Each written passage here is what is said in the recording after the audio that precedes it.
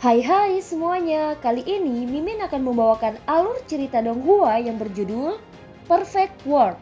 Oh iya, Mimin ingetin lagi ya bahwa konten ini full spoiler.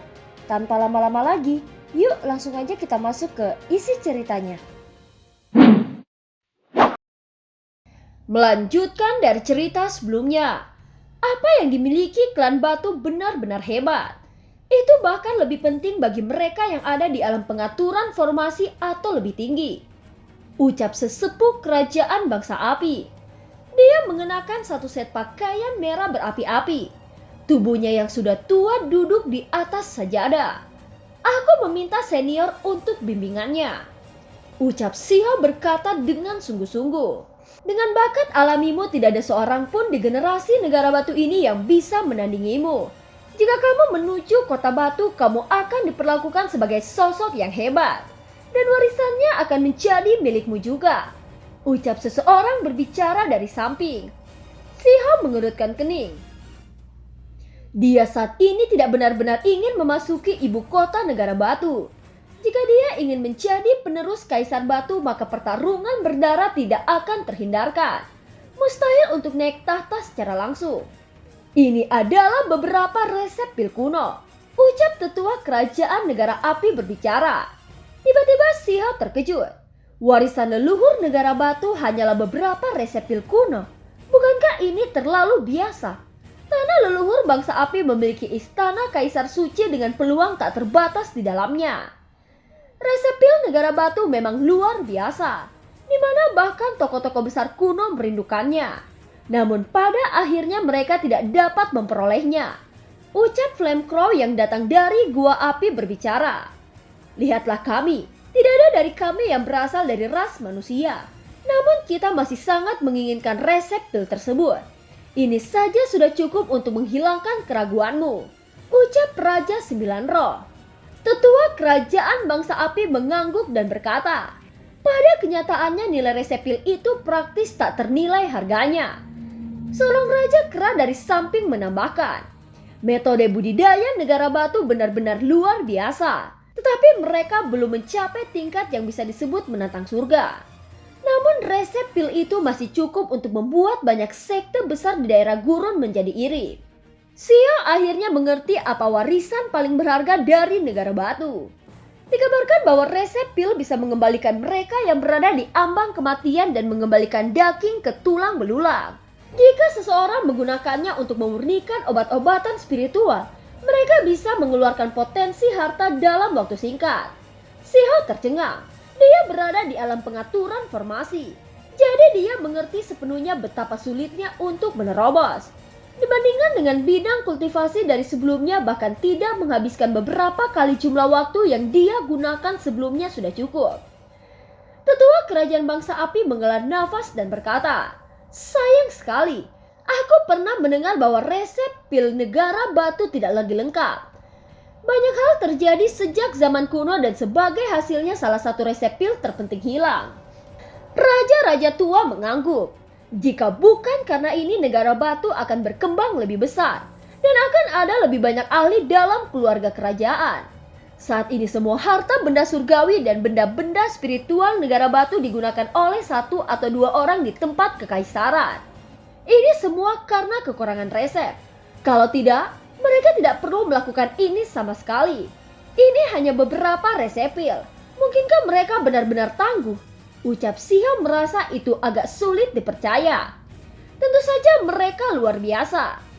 Orang-orang berspekulasi bahwa asal-usul resep itu tidak kecil dan pada kenyataannya sangat misterius.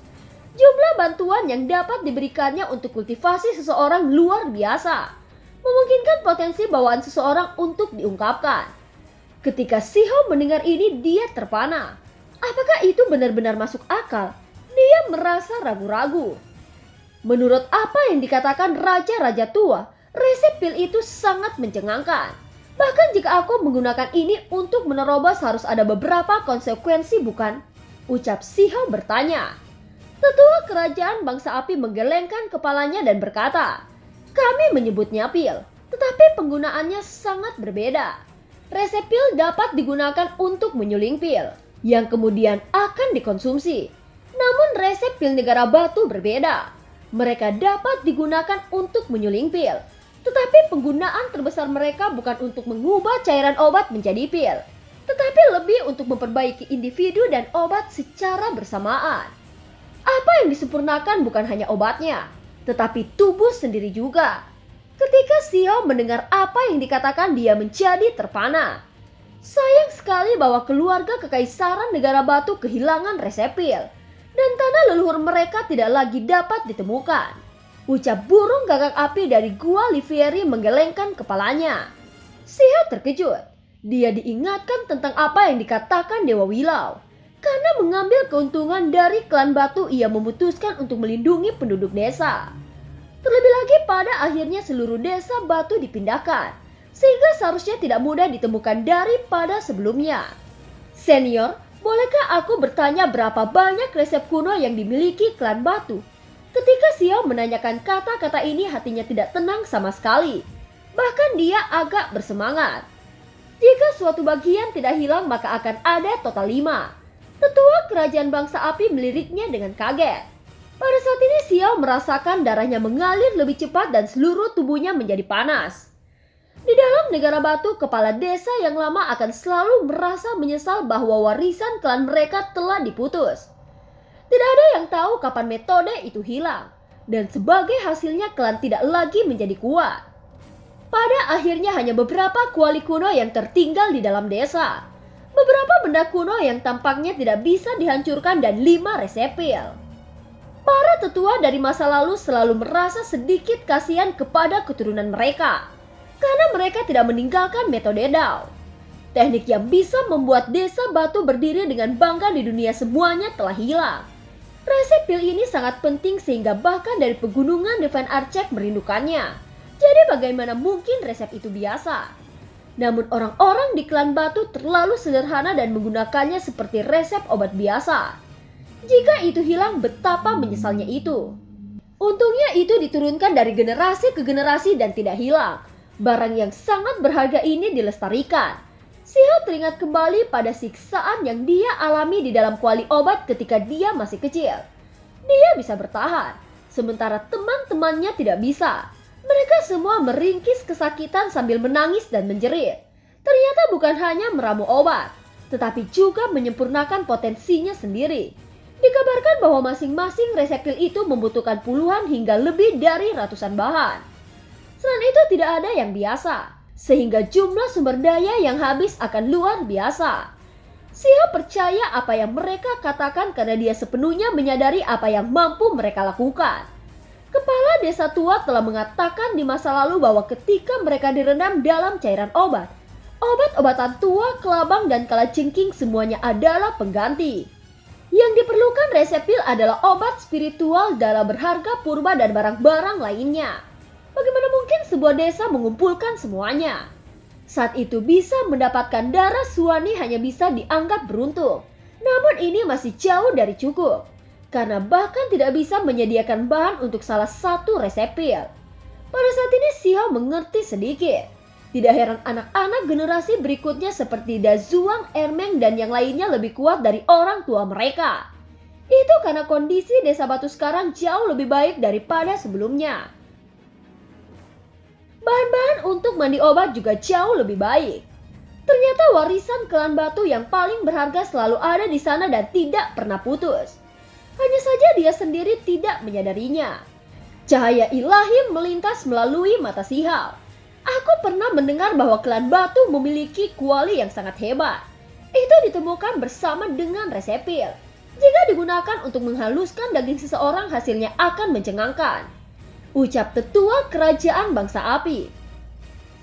Xiao terkejut. Dia berpikir kembali ke kuali hitam yang sangat tidak biasa dan menyadari bahwa itu seharusnya yang mereka bicarakan. Xiao tiba-tiba menyadari bahwa dia sudah terlalu akrab dengan kuali hitam itu. Karena itu adalah kuali obat yang praktis disediakan untuknya. Xiao semakin mengerti. Kuali itu tidak biasa. Meskipun tidak menggunakan obat spiritual yang hebat, dengan menggunakan kuali tersebut bahkan rumput obat biasa sekalipun dapat menjadi jauh lebih efektif. Teman kecil, dengan bakat bawaanmu jika kamu memasuki ibu kota batu, Aku percaya bahwa kaisar manusia pasti akan memilihmu sebagai penggantinya. Keempat resepil itu pasti akan jatuh ke tanganmu, ucap salah satu tokoh raja berbicara. Xiao mengangguk. Dia langsung memikirkan banyak hal. Setelah itu mereka duduk dan membahas berbagai hal dengan ramah. Beberapa saat telah berlalu. Kemudian Xiao pun berdiri dan meninggalkan perbincangan tersebut dengan rendah hati. Dia tahu bahwa dia masih seorang generasi muda. Jadi dia tidak punya terlalu banyak bahan percakapan untuk disampaikan ke dalam percakapan dengan para tetua ini. Kakak Si, sepertinya kamu mendapatkan sedikit manfaat, ucap Putri Luan. Mereka pun mengobrol dengan penuh semangat. Tiba-tiba burung merah besar berkata dan mengaku telah melihat Dewa Willow yang penuh rahmat dan dikelilingi oleh energi. Xiao pun langsung memberinya teguran keras. Dengan suara memarahi dia berkata, "Berhenti mengoceh omong kosong di sini." Semua orang tertawa keras. Tentu tidak ada yang percaya kata-katanya. Burung merah besar merasa malu dan menyadari bahwa dia telah bertindak bodoh. Dengan cepat dia pun mengubah topik dan berkata, "Apakah kamu semua tahu di mana roh penjaga negara api berada? Itu karena ia ingin roh penjaga menjadi tuannya dan menjadi murid burung Vermilion." Segera setelah itu Xiao bertanya kepada mereka di mana semua jenis rumput spiritual berada. Xiao bertanya karena dia tahu apa saja isi dari 5 resepil tersebut. Xiao berkata dalam hati, sekarang adalah saatnya untuk mulai mengumpulkan semua jenis obat spiritual. Karena setiap resep membutuhkan puluhan hingga lebih dari 100 rumput obat. Dan tidak satupun dari rumput itu yang biasa. Dia bahkan membutuhkan darah binatang buas dan serangga seperti kelabang perak dan kalajengking emas. Di antara bahan-bahan utama yang dicari Xiao, bambu musim semi kuning benar-benar diperlukan. Karena tidak ada pengganti untuk bahan tersebut. Ketika dia bertanya dengan serius, dia tidak berharap akan ada petunjuk. Kemudian Xiao berdiri dan berkata, "Ayo pergi dan berjalan-jalan dan mari kita lihat obat-obatan berharga apa yang bisa aku tukarkan di taman ini." Belum lama ini Xiao menerima sepotong batu matahari. Dia tidak terlalu peduli dengan rumput-rumput spiritual itu. Dia sekarang kembali ke kebun dan mulai memeriksa dan memilih apa yang tersedia. Dia sekarang kembali ke kebun dan mulai memeriksa dan memilih apa yang tersedia. Di tengah perjalanan mereka tiba-tiba Xiao terkejut. Dia melihat seseorang yang dikenalinya. Yunxi berpakaian ungu ada di sana. Pihak lain juga melihatnya.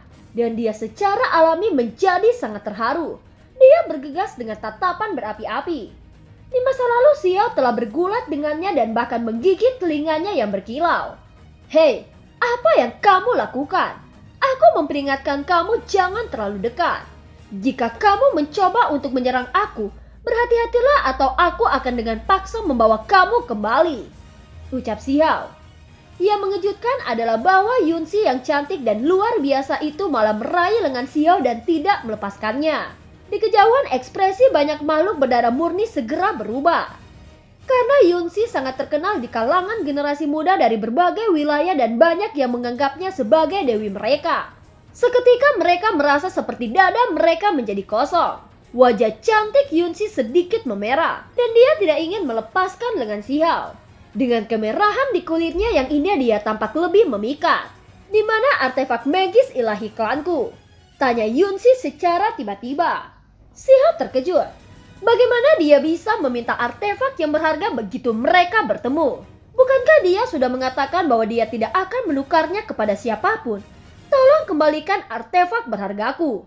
Aku bisa menggunakan barang lain untuk menukarkannya," ucap Yunxi berbicara kepada Xiao. "Aku pikir kamu ingin kembali bersamaku ke desaku. Tetapi pada akhirnya kamu ingin bertengkar tentang masalah ini.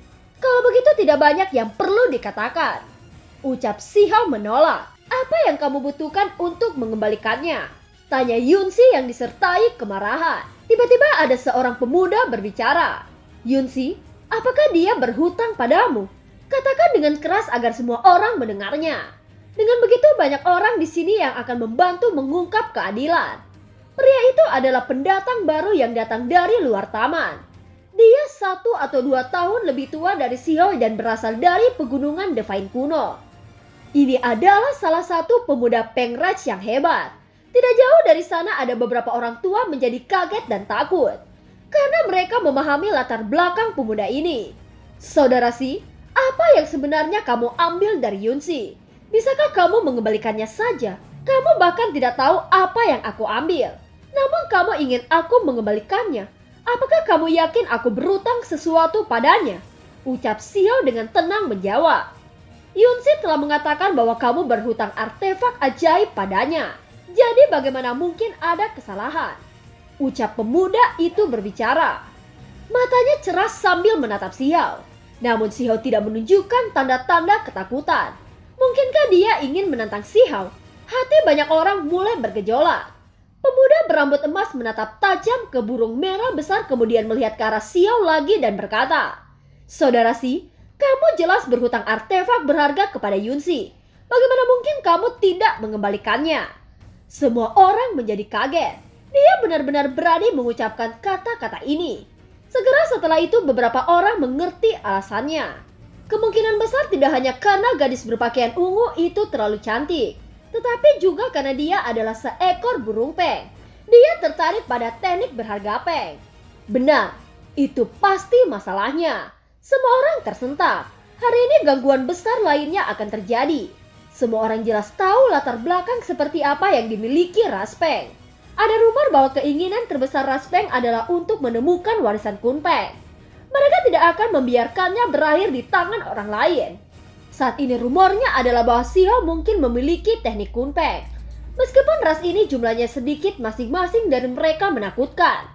Mereka dikenal sebagai salah satu makhluk berdarah murni paling kuat. Kemudian Xiao berbalik dan menatap Yunsi. Barang itu adalah hutang kakekmu padaku. Bukankah kita sudah membicarakan ini terakhir kali? Kenapa kamu bertanya lagi? Itu karena artefak magis itu terlalu penting dan aku bersedia untuk bertukar dengan artefak magis ilahi lainnya. Ucap Yunsi. Tidak ada pertukaran.